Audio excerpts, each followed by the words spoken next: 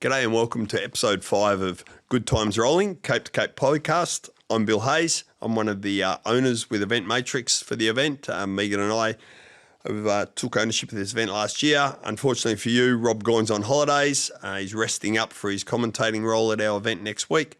So today's episode, I'm going to bumble my way through. First up, I'll have a good chat to Tony Tucknott, who's always got a great story, but we'll go through day by day what this year's event looks like. And then hopefully a good interview with Izzy Flint, who's probably our favourite to win the female open category at the moment. We'll talk to her about her year, her Cape to Cape experiences, and a really good segment, hopefully, on course etiquette, how to pass, how to be passed, which is a really important part of making sure our community all have a great experience. Tony, firstly, welcome back to the podcast. Can't believe they've given you and I the mic. So this could go for hours, I would expect. A few days out now. So I guess what we're trying to do is update those who are coming as to what's been going on, but also just talk a little bit more about the event. So welcome. Thank you, Bill. It's been a pleasure being involved. Not sure I'm the best compere in the world, but we'll see how we go. Mate, let's start, as I said, a couple of days out. Let's start with what's been going on from your position as our overall course manager for the last 3 weeks. Working with the other boys, Brooksy, Nielsen, Graham from, down south. They've been doing a fantastic job, getting the courses ready. And, one of the great things, Bill, those boys own their position. They've taken ownership of it. They love it. They get up for it. They live for it, basically, to give our competitors the right experience that they're expecting when they come down there. Because at the end of the day, when I go and do an event, you can have all the bells and whistles everywhere, but the right experience has got to be first and foremost as to what you're going there for and what you get out of it. So, going there as a bike rider, that's what we're looking for, is a good experience. Just going there to hurt yourself for a few days, aren't you? Yeah, look, I guess the way we structure it, you're the overall course manager, and then we have a course manager for each day. You wear 2 hats because you pick up day 2, but we've got Brooksy now on day 1 that he knows intimately in Augusta.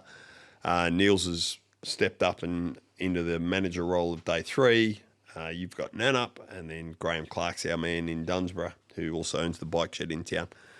Yes, I know you talk about what we've been doing, but what does it actually take? What is the actually role you're doing out on course for those few weeks? Working with land managers, trail maintenance, especially when you don't use some of those trails. So, certainly the single track in Margaret River gets used a lot. So there's not as much needs doing there, although Neil spends a lot of time cleaning that up. Dave Duplessis from Woodland Trails is heavily involved with Nanup, and he does a lot at Nanup, and he's a fantastic guy doing a great job on the trail maintenance in Nanup, and we try to help him as much as we can, but he does most of it there. Brooksy pretty much does everything in Augusta, although, you and I were down there helping the boys last week, which worked really well. That we were. Yeah. For those that don't know, I'm paranoid about snakes, so we had a couple of days down there in the bush. But just explain what that actually means. Like, what gear do we have? What was going on? Like, to me, I was a bit shell-shocked. There was 2 utes full of equipment, and then we were looking down trails that looked like they were just totally overgrown bush, and by the end of it, it's something you could probably eat off. So chainsaws, hedges, fire rakes, blowers. Dare I say it, Brooksy's got a machete, but it's for clearing the bush, which was very good. He's going to donate that though, isn't he? Yeah. If he moves to Victoria, he's got to hand that in. There's a massive amount of work goes into it. And, like one of my mates said the other week, oh, man, those trails are running amazing. I'm going, yeah, but that's because you haven't seen what they were like beforehand. Yeah. Well, I got to see that, which was cool, and I got to help. But I still think the most important part of those 2 days was the pie and sauce each day for lunch. That sort of just showed the spirit of what goes on. Yeah, you might have had a pie and sauce, Bill, but You're not an athlete. Whew, good call. Righto, no, mate. you used to be an athlete, and I have to say, and from hand on my heart, I just love the way you've embraced the mountain biking as part of owning Cape to Cape. And especially with Emily, and taking her down and, giving her Dragging her through the trails. secret training. She's down had a in, bit of in secret Nannup. training, she has. But, yeah, I wasn't an athlete, mate. The older I get, the better I was. Let's move into that then. What we're going to do now, if you don't mind, let's do a quick summary on each day for everyone, because obviously now we're a couple of days out. People are hopefully listening to this driving down. But I think we'll just do this a little bit different. I reckon you talk about the front runners and the black dots, what they're looking forward to, and me as the mountain bike novice for the last 12 months, I'll probably give you some more insights as to what I think the course looks like. So But before we go, just so people know that you do know what you're talking about, what have you done this year, aside from Cape to Cape and dwelling at 100? so I race like XCO, so cross country racing. Went to Mount Buller for nationals with my kids is a big part of it with Reese and Sarah. Mount Buller was awesome in Victoria for mountain bike nationals. You know, you're up at about 1,500 metres and definitely feeling it. We got hit with some really serious storms, and I mean it was a fantastic experience. That was really good. Have done some marathons here. I've done Cullum Under 50. Done the 70k race in Collie with Eric Mulligers, which you were also there at, Bill. Had a great experience with that. Oh, it was a great experience, Tony. Yes, I'm still recovering. Is it true you had to get Lauren to drive you home that day? Yeah, it is true too. And the other thing, just to put it in, I think I finished 40 minutes behind you, but I lost 23 of those minutes in the last 10 kilometres. That's how cooked I was. So just going back to talking about, obviously, Sarah and Reese that everyone knows, at what point in your life, because this is just happening to me now, do people refer to you as Reese's dad or Sarah's dad as opposed to Tony Tucknott? When did you reckon that switched? When they were 13 or 14 years old. Exactly. Yeah. I think it's a bit of a weird thing to deal with. I had some ladies, I went up to Backroads, as you know, because you were there as well, the gravel event, and I had two ladies come up to me and go, you're Emily's dad. And at that point I went, oh, that's the end of that. That's the end of my knowledge and experience. I'm just referred to as someone's dad, which happens to you for many years. It was also at about that age that they started beating me on the bike as well. Yeah, I'm a little bit lucky at the moment. Emily's not quite into the training that she should be into, so I'm sort of just holding her off. But okay, mate, let's get into it. Obviously, the new thing this year, and I just want to quickly promote this for everyone, Rider Pack is on the Wednesday afternoon in Margaret River at the Nippers Oval. We'll set up the expo there. We've got all our event partners there. We've got a couple others. There's some food there. But two really exciting things happening on the Wednesday. 4 p.m. is the start of the Cape Kids Ride, which we've brought back. They've got a 2.5 kilometre course. It's got a bit of single trail. It's got a bit of footy oval in it. It's got a bit of bitumen, and it's got half the local BMX track in it. That'll start at 4 for them. Any kids 6 to 18 can enter online. But then the exciting new thing we're doing this year is the Prologue Relay, which is going to kick off at 5:30. So sorry for talking all the time here. 12 women, 12 men from our open category by invitation, and it's going to be a relay. 1 female, 1 male, 2 laps each of the 2.5 kilometre course, $1,000 first prize for the pair, and also the right to start day 1 in the leader's jersey.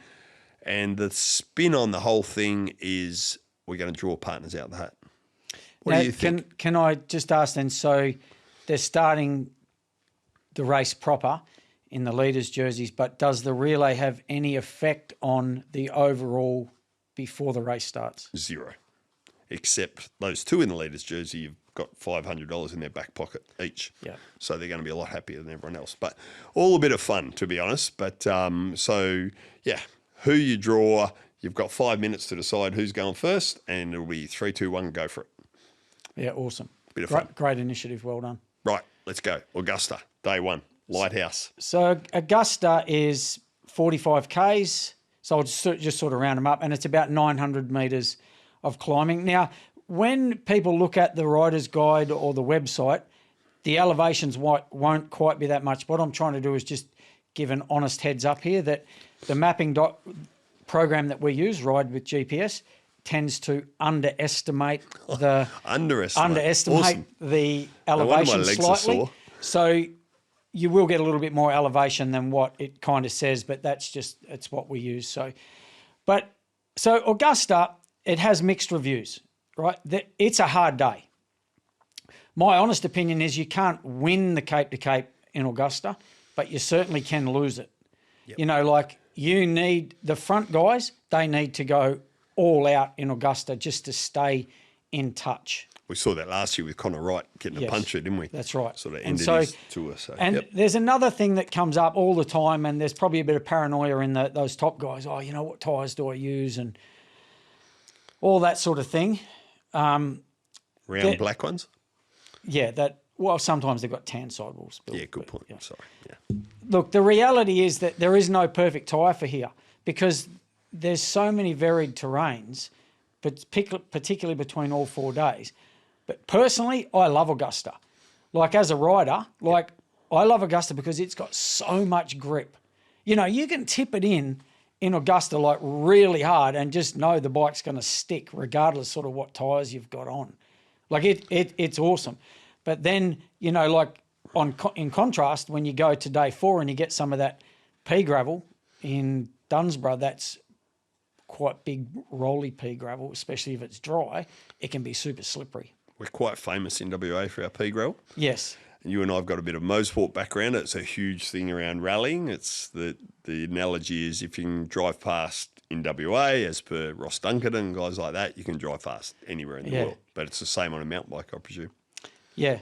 So Augusta it's got some big hills, Bill. So if you're a black dot, you're having a crack, or if you're an open racing for the $22,000 prize money this year, where would you hit them? If you were trying to win day 1 and get a lead early in the event, where would you go? Probably off the bitumen onto Sally's Hill. Oof. Fair way to go there. Yeah, but you know, there's only really one big hard climb after that, which is the climb back out of the bottom up onto the gravel road. To the finish, yeah. Before we go back around to see the lighthouse. And we were talking about it the other day about the views. I've never seen any views out there. That's because you're always sitting on the wheel, I hear, Tony. Yeah. Trying to. Yeah, I heard, yeah. You're pretty good for that, eh? Crystal Cranks, is that your nickname? Okay, so I guess from my point of view as a novice, Augusta's got a couple of daunting parts in it. I think the first thing I noticed is as soon as you turn off Skippy Rock Road, like 3 Ks in, there's quite a serious downhill that we're looking at on Friday. The big tip, and there'll be signs, stay right for the rocky outcrop. And also in Augusta, there's probably 2 hills that most people would walk. Would you agree? Sort of mid-pack back. Yeah. One being Heartbreak Hill, which is about 9 Ks in. And then obviously, as you talked about, Sally's Hill, we get a few walkers up there. I think the general consensus as a novice is every day seem to have a decent climb in the last 10K. That everyone needs to just keep a little bit in the tank, and Augusta doesn't seem to be any different. It's a longer climb. It's not super steep, but it's a huge relief, I would think, for those mid-pack and behind when they can actually see that lighthouse again because it's downhill from there. Yep. Okay. Good day. Weather can play a big part in Augusta, hence we finished with the presentations that afternoon at Settlers Tavern back in Margaret River. We've been blown off the island, so to speak, in a couple of times over the years there. So keep warm, get back home, have a shower, and then see everyone at Settlers from 4:30 onwards, day 1.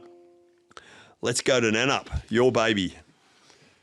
So, like, Nanup is awesome. You know, the Tank 7 mountain bike park there is fantastic. And look, we ran it last year for the first year. Thanks to you and Megan for, really embracing that and putting some proper mountain biking into it as well. So Nanup is also 45 Ks. We've shortened it a bit. We're actually on version 4 of Nanup. We've had a lot of access issues. Yeah. Anyway, regardless, it's still really awesome. We've got rid of the crossover. So for anyone who did it last year, the crossover's gone. So that's taken out some congestion. We've also changed the layout in the mountain bike park to reduce congestion on Folly Farmer, which has got quite a technical section on it. But probably one of the big things is there's kind of a decent climb going into the mountain bike park now. Decent. He says as a black dotter. I rode that yesterday, Tony. Yeah. You go. No, it's good. So it's about, to put it in perspective, it's about 2.6 Ks long. Average is about 5.5%. Starts at about the 15 kilometre mark. So, as you're coming in those gravel roads around into the back of the park, at about 15 Ks, you start climbing and you keep climbing for another 2.5 bit more kilometres until you get to the mountain bike park. It's like good. It's solid. Good. It's solid. Just to put it in perspective, I was there yesterday with Emily, our Couch to Cape recipient. She never stepped off. She rode the whole lot. She was calling you a number of different names I could hear from just behind me, most of the way up the hill. But it's a bit of a challenge. I think the good thing, what I would suggest to everyone from a mid to backpack novice point of view, you need to just keep your average speed up where you can. And for me, the important things we noticed was make sure you work the downhills on the way out of town on the bitumen. Quickly gets the average speed up to a good number, and also the downhills on those fire trails on the way in. We think you probably need to get to the mountain bike park proper, so 20 Ks in, with about a 14.5 K an hour average speed to ensure you don't get diverted at any point later on. Yeah, and look, there's a couple of diversion points, but they're really just to save people's legs right at the end if they're properly cooked. Yep. There's no crumbs about it. The mountain bike park in Nannup is hard. It's got proper big climbs, but in my opinion, you're rewarded for them by the awesome descents that you get there, and that's why you ride up the hill so you can get a great descent. No, I think that, from our point of view, that was okay. We got up everything. There was a bit in elevator where there was probably 20 metres of mud that we had to get off and walk on the climb, but the rest of it, with the decent gear on the back, we both managed to get up all of those. But to put it in perspective from those front guys, I asked Reese last year, what did you think of Nannup? Or what did you think of this track? What did you think of that track? Yeah, I don't remember any of it. Like he said, it's the pace that those guys rode through that was nuts. Like they just went through there so fast, everything was just a blur. Yeah, okay. Yeah. Okay. So there's probably do you think there's a real key point in there, again, for those age groupers, black dots? Is there a spot where they've got to go, right, here's the spot. If I'm feeling unreal today, I'm going. Well, those guys were kind of all together pretty much out of the track that's called tank to tank, and then you come down a gravel road. Now, that's still in it this year, and we needed it in for, one is for the distance, but two is that last climb. Like when you're going up Stairway to 7, it's just magnificent. I just love it. It is a beautiful climb. It's not too hard, but Cam Ivory hit them hard there last year, and that was the deciding point. Okay. So that's the last climb. It's a solid climb. Yeah. Look, from our point of view, I think what is hard there, it needs a bit of mental toughness because you come down that gravel road you're speaking about and you can see town. And then all of a sudden you get turned straight back up another long climb. But for those listening, it's worth the effort. The last descent of Nannup is unreal. Best, most enjoyable part of our 2 days down there, I reckon. Yeah, awesome. Really cool. Eagle Eye? So Eagle Eye is a blue trail. And this is the first year we've put it in, and Dave Duplessis rebuilt it last year, did a fantastic job. And I use my wife, Jenny, as a bit of a guide. And, she's ridden her bike a lot. She's very capable, very good.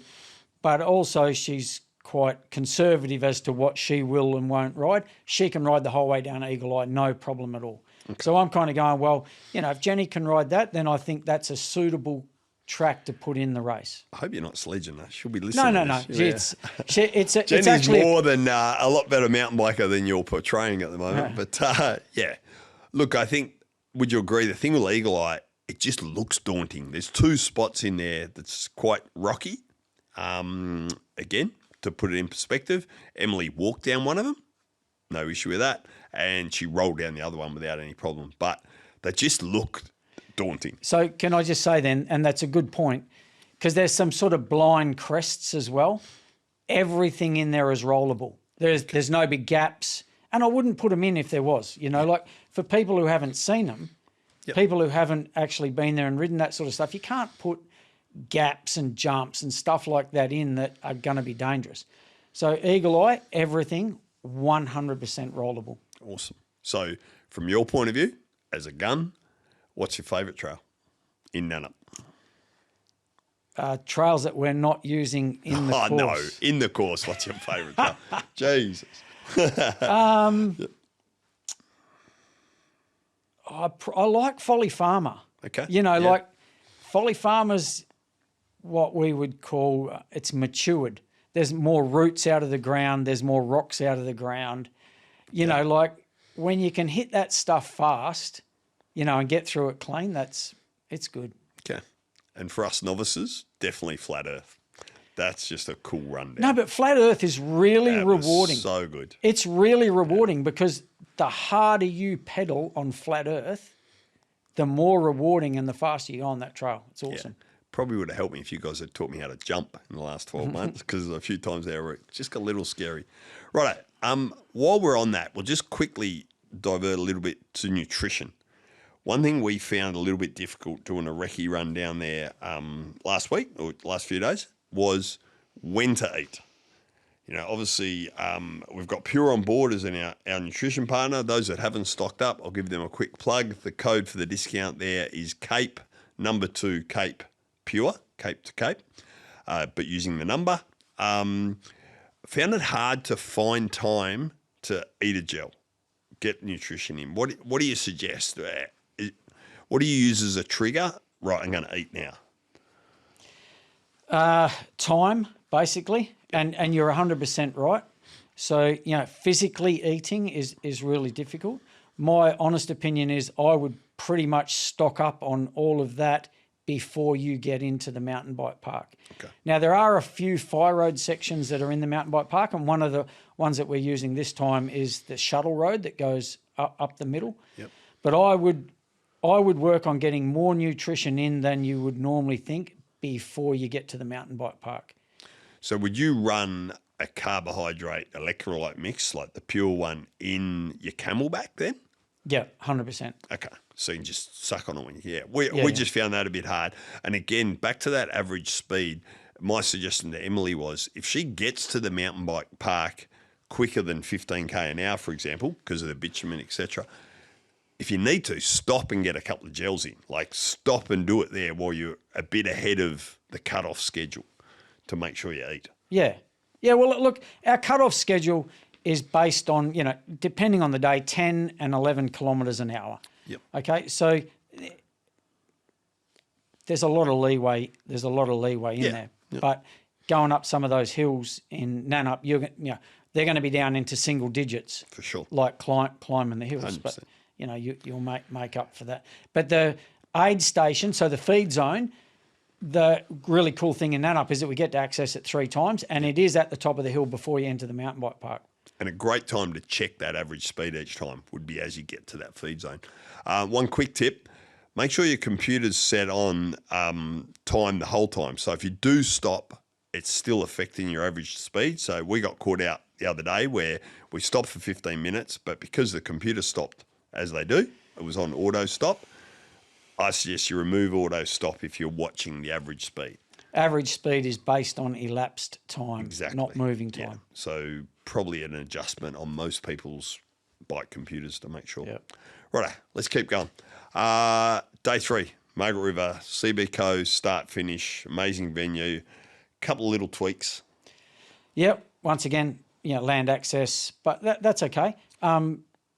Niels has done a great job putting that together.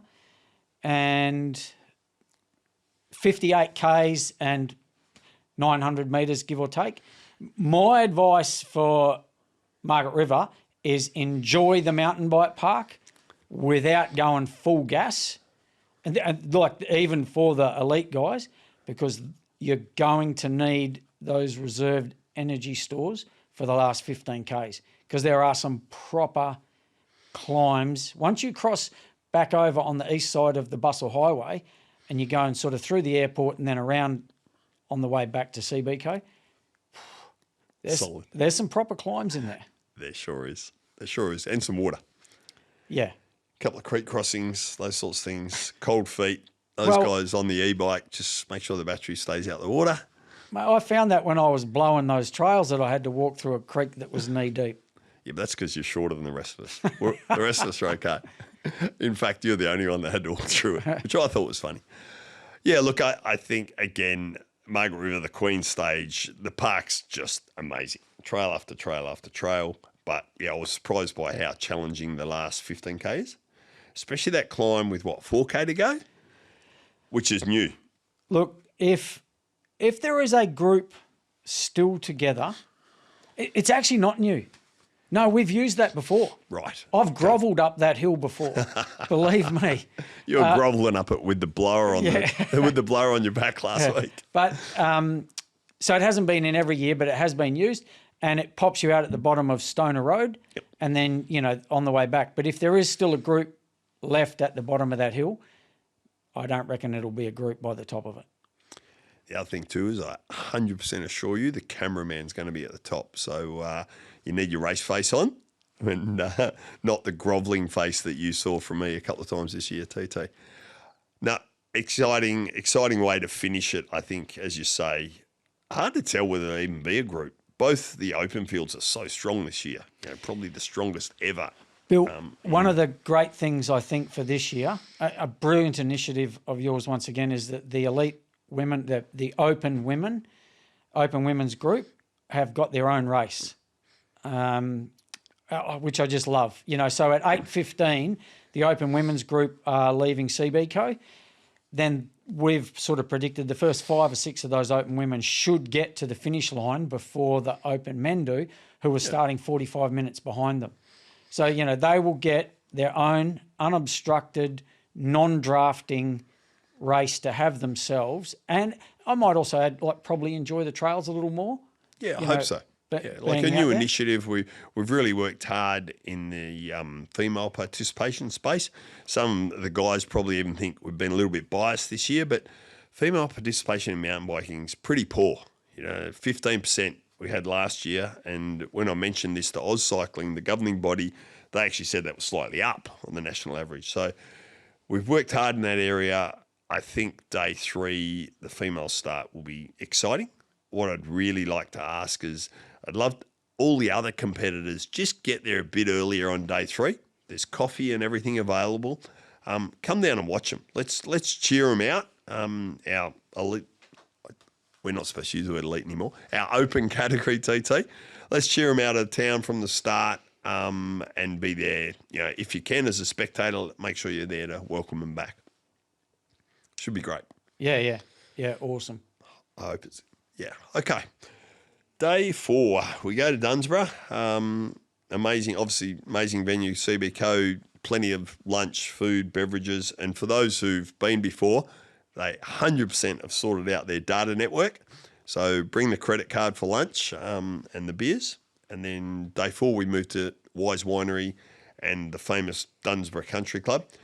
Quite a revamp around directions more than anything, day 4, yeah?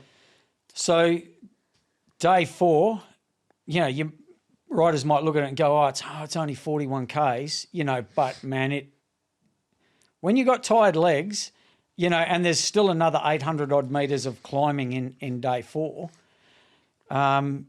especially like around that Weiss Winery area. There's not as much in the mountain bike park, although that does climbing-wise, climbing-wise, but it does tend to take its toll. Graham's done a fantastic job down there putting it all together and getting all the trails ready, cleaning everything up. And he's also got a great crew down there as well, the same as Mr. Orca in Margaret River. So Graham's got a good crew helping him get everything ready down there in the mountain bike park. But there's some climbs in and out. But this year, once again, trying to help out the locals and whatever and get off the road sooner, we're using an anti-clockwise start direction, which will put us back into Weiss Winery. We do a couple little loops through Weiss Winery, and then we head to the mountain bike park. Now, one of the initiatives that we've also done for this year, which I hope the riders like, when they're looking at the results, for Nana, Margaret River and Dunsborough, we've been able to talk to our timing company, like Stewie from Blue Chip Timing, and we've been able to actually go, we want a time for the mountain bike parks. So when they look at their results, they go, here's the overall, here's the distance, here's where I placed, here's my average speed, but then they should look and go, there's my mountain bike park time. So as a pure mountain biker, you may not be as strong on the roads or the climbs or whatever, but when you get the mountain bike park, you might go, oh, well, actually, I was really good in the mountain bike park. And it should say mountain bike park for each day, because we'll have a timing marker on the way in and then on the way out. So basically it'll be when you enter the mountain bike park and when you exit, you'll get that. So more bragging rights when you're having a beer and that after. Yeah, mate, I'm better mountain biker. I guess Dunsborough from a novice point of view, there's some big climbs. And again, it's like you just got to save a bit in the tank for those last 4 or 5 Ks because there is a solid climb up to the finish. What I like about Dunsborough is the variety. The pea gravel brings another element. It's a lot rockier in the Dunsborough Country Club, so you really got to have your wits about you. And your tyre pressure's up a little bit. A little bit higher. For that for sure. Good tip. Higher tyre pressure. And the other thing, I don't think you can cook yourself at any point because you'll climb in there and go immediately into a fairly challenging downhill. So you just got to have your wits about you all day. And as I said, really big climb in the last 2 Ks. We've moved the start and finish all behind the back of the winery, which looks like it'll be awesome. Can I just add, Expo. We've said there's a big climb to the finish. It's actually a fire road climb up the fence line.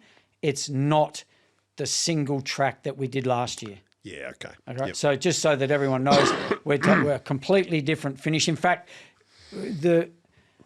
anyone who does want to really race it and have a crack, when they enter back into Weiss Winery, that last climb up to the farming shed up the top, that's probably where they're going to need to have a crack because beyond that, it becomes a bit more single track and downhill. Yes. So if they are going to have a go or, want to be towards, the pointy end at the finish, they're going to have a go on that climb rather than waiting until they get to the crest of the climb. I think you'd agree that you've got to be first into that last 200 metres of single track. Yeah. It's really hard to pass in there. Yeah, for sure. And all of a sudden you're on the line. So, again, from a novice point of view, I guess, and this is across all 4 days, my recommendation, keep an eye on your average speed. If you're trying to make sure you don't get diverted at any point, which as Tony said, dropping below 10, 11 K an hour, just work the downhills, work the flat sections, but then also don't be afraid to walk occasionally. If it's too much or too challenging for you, either up or down, get off and have a walk, but just keep an eye on the bike computer. TT, I think we've got them home. Easy, really. That wasn't too hard at all. Piece of cake, mate. Yeah. No. So I think, overall the event, some important aspects, just to give a bit of a plug to our great partners, obviously, Giant Bikes, Pedal Mafia, the rider's jersey that we promote for the event has come up amazing this year. They can be purchased. 2. 2 different versions of that. So that can be purchased now online, or there'll be some available at the expo, at the event. One of the big new initiatives we brought in this year and seems really popular across events now is Sportograph. So they provide photo packages. If you order one of them before the event, you'll be able to get to see your options each day via a link that they'll provide to you. But they're mad mountain bikers as well. So they're going to get out in the middle of the course for some great shots. So that's a huge opportunity. Pure code, Cape number 2, Cape Pure is the code for that. Yeah, Pure, but what does that give you? So that gives you a 20% off code. for any Pure products that you order online. Pure will be there available for purchasing for the first 2 days and at the expo on Wednesday. So make a plan. How important do you think that nutrition plan is for the week? Massive. Massive. Not just for getting through the day, but for then going into the next day. Yep. Like, you don't want to drain all of your energy on that first day because you haven't taken any nutrition. Got to keep topping up, yeah? So 100%. to keep it simple, I like to think there's 3 parts. There's electrolyte, which is your salts. There's carbs, which you need for your energy. And then there's protein, which you need pretty quick post-event. Get some protein in to help with the recovery for the next day. How much protein's in beer, Bill?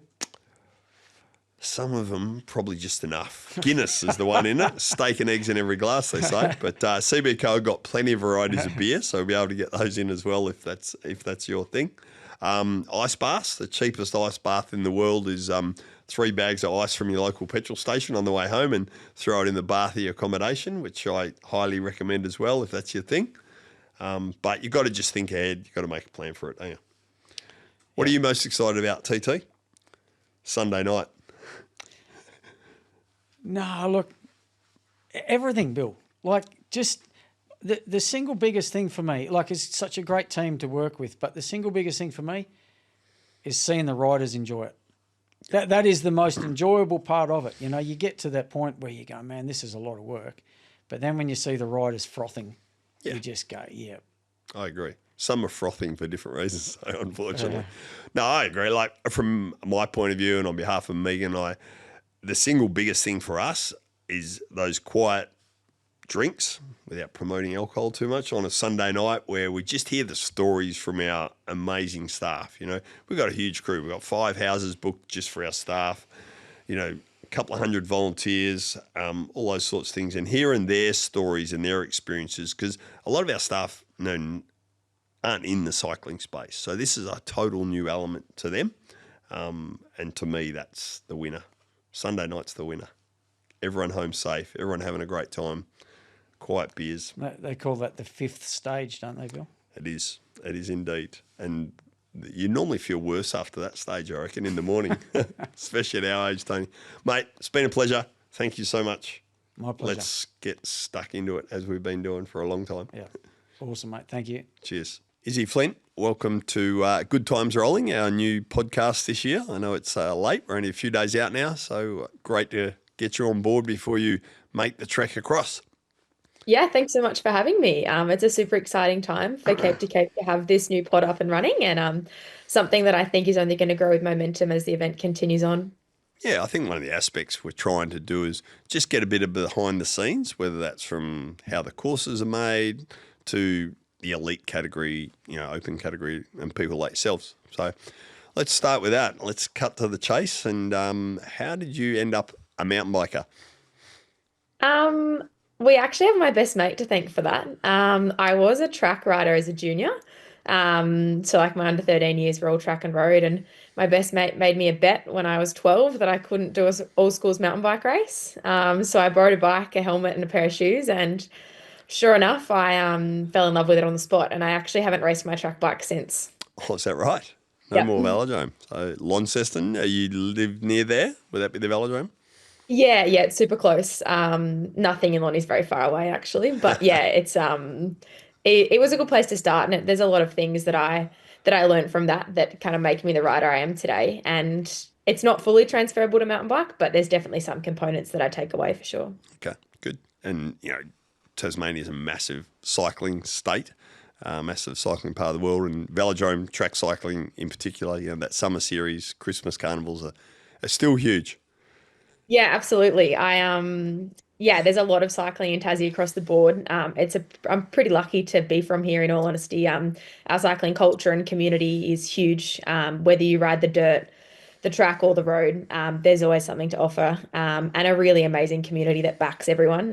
We're all one big family down here, and it often feels like that no matter where we are in the world. Yeah, I think it very much so. My first ever flight on a plane was to the Mersey Valley Mini Tour, and I stayed with the fire chief in Devonport because everyone was billeted out because everyone was so, you know, friendly, and it was great part of my early days as a bike rider. Moving on. So obviously Tassie's amazing for mountain bike trails. Are you based there now most of the time, or what's the? Yeah, I am based here. Do some stints in Europe as well, but I am always based here. I'm a homebody and I really like being at home. So yeah, I'm definitely based here and then just yeah, to and fro depending on where I need to be for racing. Okay. And obviously, where Derby, is that the best place for the mountain bike? Is that right? Or you've got your It own depends. little secret places? Yeah, there's definitely a few more places getting around now. Particularly on a cross-country bike, the Mersey trails have grown hugely. So like the Railton, Sheffield, Latrobe area has got some really cool cross-country trails. Derby's always going to be a favorite, but it's probably a little bit more oriented to a big bike. Still good for cross-country riding, but a little bit more big bike oriented. So yeah, I think my favorite place on an XC bike at the moment would be down the Northwest Coast. Okay. Good. And let's talk a little bit about, started at 13 then. So was it just a straight conversion to mountain bike? Is that what happened? Pretty much. I've stayed true to the road the whole way through, and I still do that now. But yeah, as far as the track for mountain bike swap was pretty instant. My housemate is Felice Wilson Haffenden, who rides for Lidl Trek Pro Road and track rider for Oz. She's tried to get me back on a track bike a few times, and I have promised her that at some point in time I will. But at this point in time, it's been pretty much all dirt from that point forward. Sounds like a really good Madison combo there, you two. We have actually talked about in the Lonnie Christmas Carnival doing the Matto, but I've told her I'll need a little bit of practice because it's a long time since I was 12. So we'll see how we go. Hey, it's not that long. It's a long time for me since I was 12, that's for sure. Okay, so into the mountain bikes, some great success there, especially in the under 23s. Give us a bit of a rundown on that. You're probably not great at talking about yourself, but today you're going to have to. So go for it. Yeah, look, definitely not my strong suit. Yeah, I think I fell in love with racing for what it was, and I guess being able to push myself and always strive for something bigger and better. I'm not someone that's really driven by results, but I think if you love what you're doing and you're committed enough to it, the results will follow. And I guess for me, that's sort of what happened. My junior years and under 23 years were like smack bang in the middle of COVID. So I kind of had really sporadic results early on, just because I kind of had good success in under 19 and a domestic level, and then but couldn't go overseas because of COVID. And then my two first under 23 years were like, obviously we still get through nationals and stuff, but it was all just COVID. Couldn't leave the country. And then my final 2 years of under 23s, I yeah, did travel overseas. And yeah, I kind of just loved the travel aspect of it and raced from there.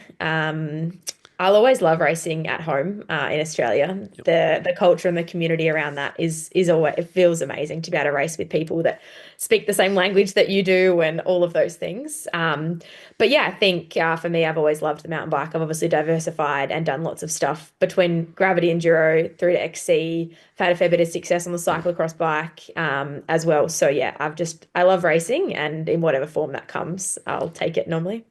I think if you love it, it brings the passion, which brings the success, yeah?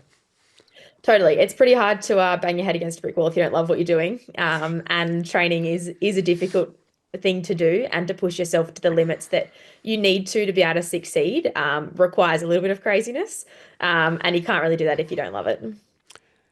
You've been very humble. You haven't given me one single result. Come on, give me the top 5 results so far before we move on to Cape. I won.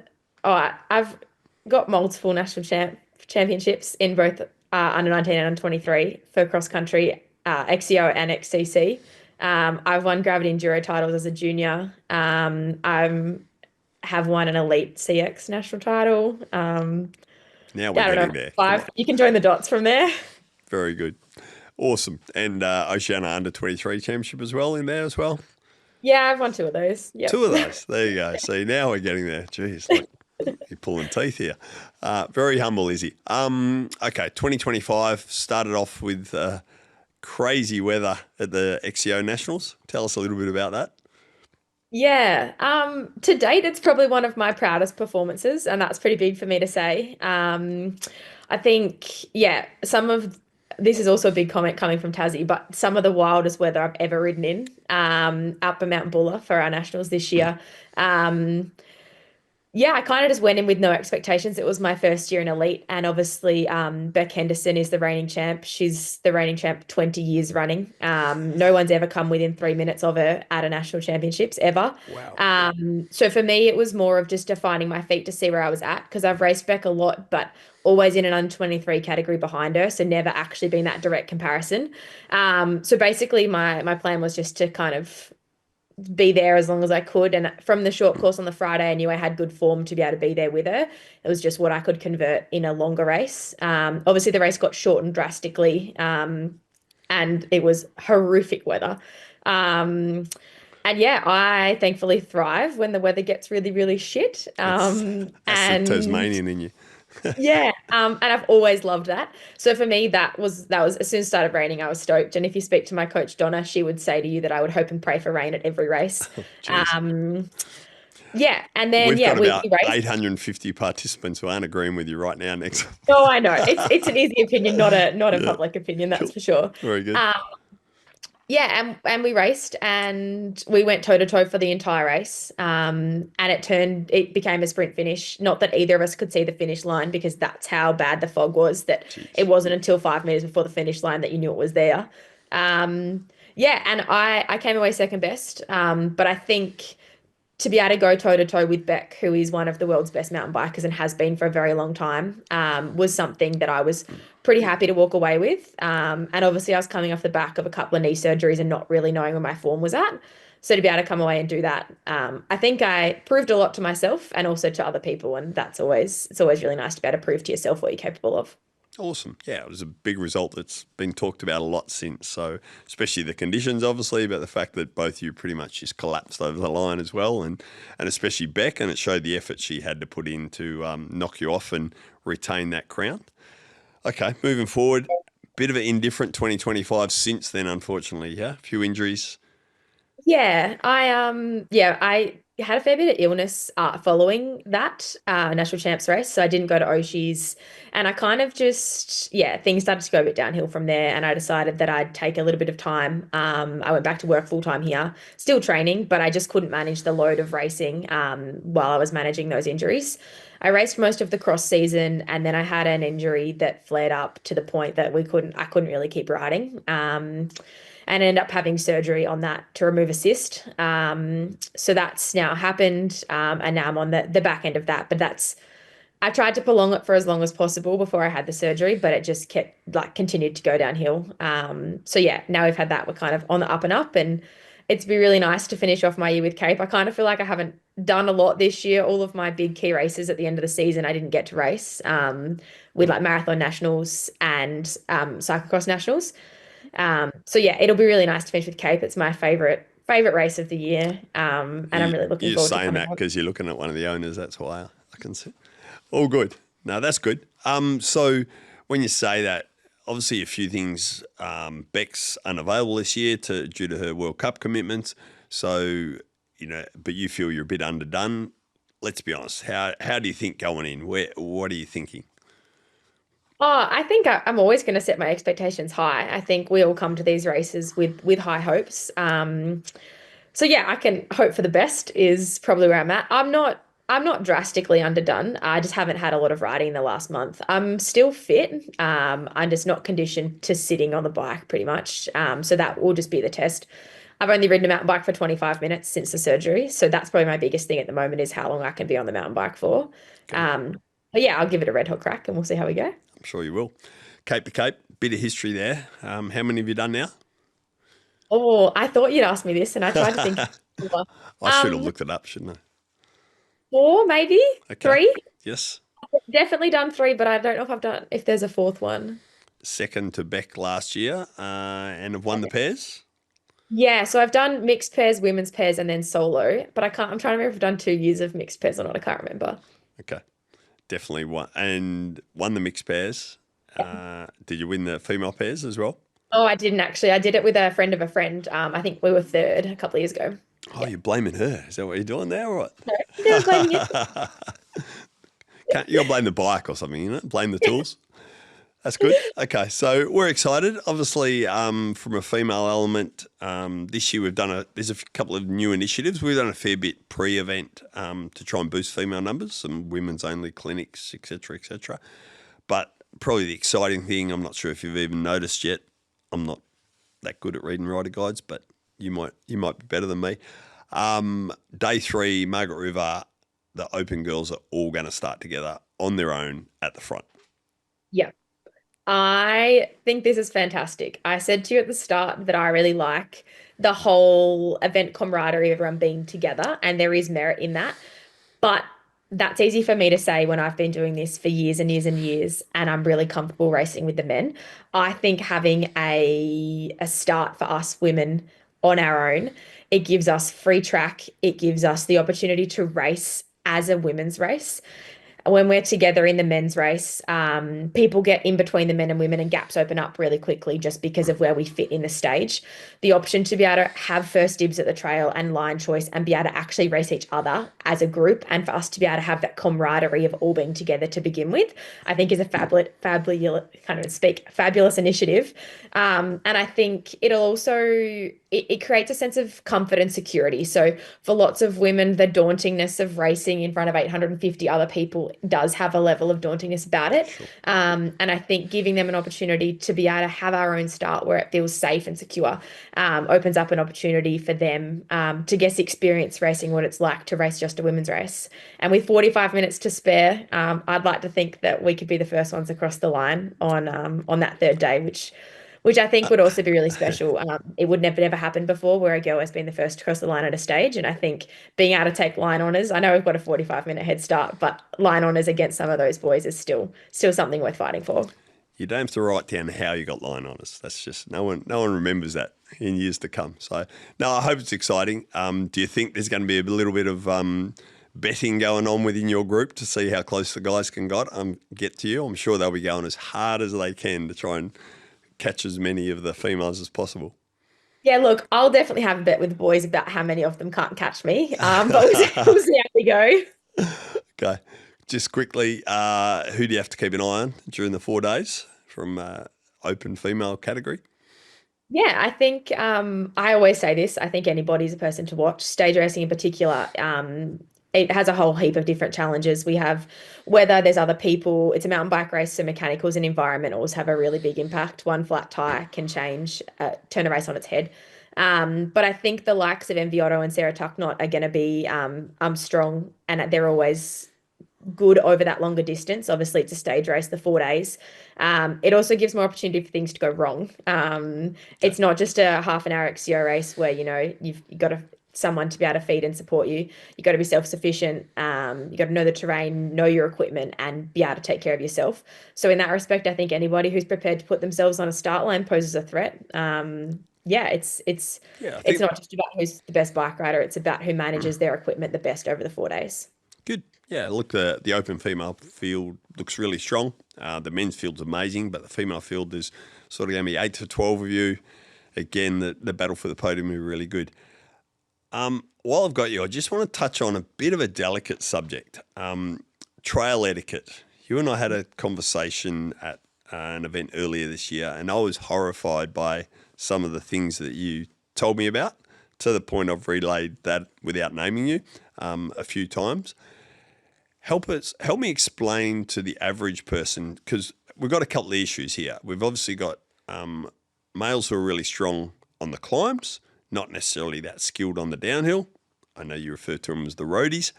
And then the other element that's really growing in mountain biking is the e-bikes, where the same issue occurs. Give us a bit of a summary. You can talk a little bit about some of the experiences you've had, but obviously what I want to get to is portray the solution around this. Yeah, I think there's a lot of stigma in mountain biking across the board about who's faster, who deserves to be in the trail first, who has right of way. And I think having a basic understanding of trail etiquette for everyone, whether you're at the front of the race or the back of the race, is really important. At the end of the day, none of us are racing for sheep stations. We're all here because we love to ride our bikes, and everybody just wants to be able to come home and cross the line safe and sound. And sometimes inappropriate trail etiquette either hurts us physically or emotionally. And sometimes it's really important that we all value everyone for who they are and why they're here, because we all just love riding our bikes. And at the end of the day, that's why we all show up to these races. I think I've had my fair share of interesting encounters from trail etiquette of other riders. I've been called pretty much every name under the sun over the years. And I think at the end of the day, it's not what mountain biking is about. It's not the community or the culture. I think for us, and particularly at a race like Cape to Cape, it goes across the board regardless. But at Cape, it's about identifying that people can't stop instantly on a piece of trail when they catch you. So they just because you end up on the back wheel of someone in that split second doesn't mean they can stop dead for you in that moment.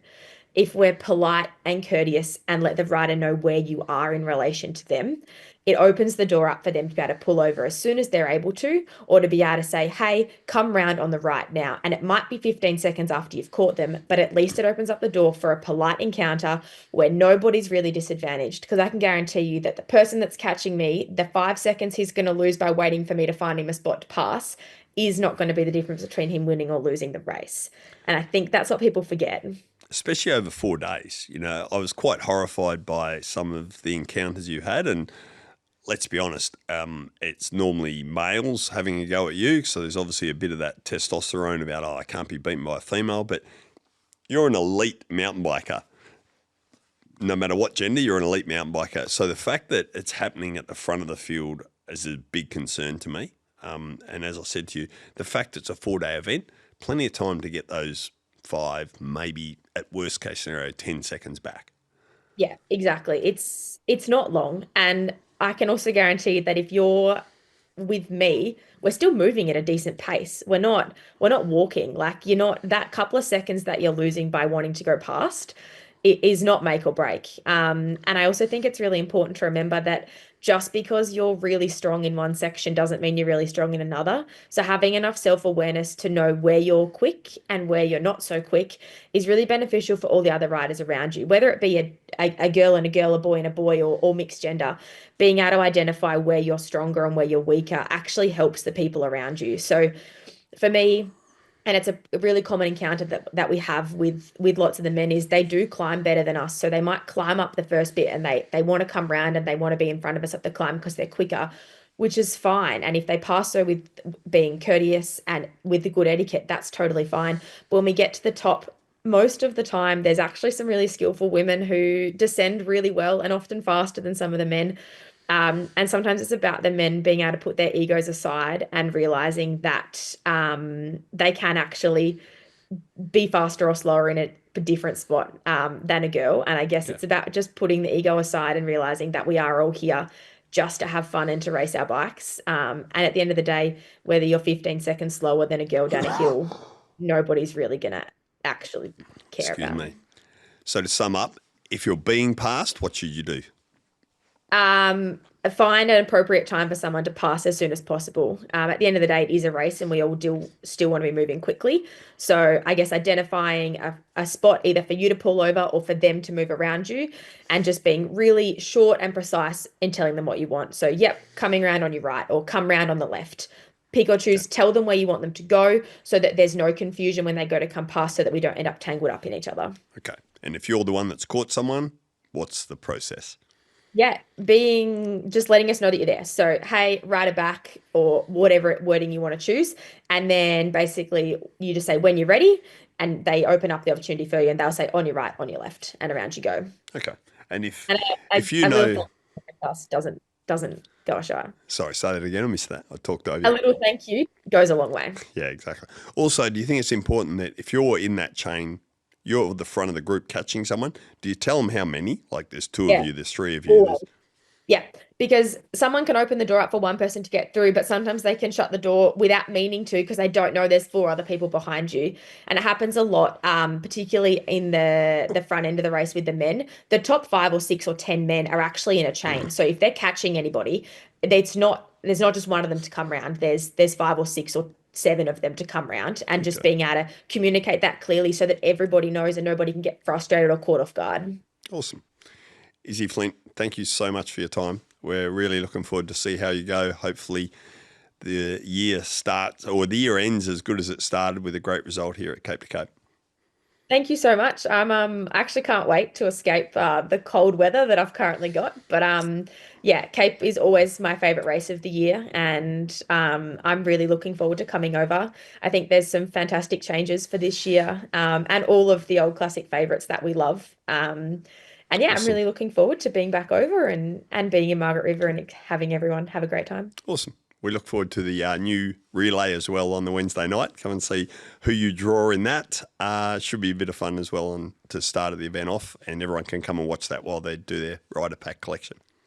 Yeah, I don't know how I feel about it. I'm very excited, but I don't like the not knowing who my partner is daunting, that's for sure. But I think it's a fantastic initiative. And I think something that just kind of extends the Cape to Cape community and shows everybody what this event is about and what it stands for. I think Cape is a really big community-based event, and I think us being able to have a rip round a really short course and create a spectacle for everybody else is something that I think has got heaps of merit, and I'm really looking forward to it. Izzy, it's been a pleasure. We look forward to having you. Thanks for being part of Cape to Cape. No worries. I'll see you next week. Well, that's a wrap for episode 5. I hope Tony and I didn't bore you too much, and I hope all of you took away some good information about what Cape to Cape's all about. The interview with Izzy Flint opened up a bit of behind the scenes into the struggles of being an elite female. In particular, a really informative chat about course etiquette. I think it's important for all of us, whether we're the event owners, whether we're mountain bikers, whether we're officials, we just need to understand we need to look after each other. We're a big community, and the better we behave during events, the better experience everyone will have. Look forward to seeing you all at Cape to Cape next week.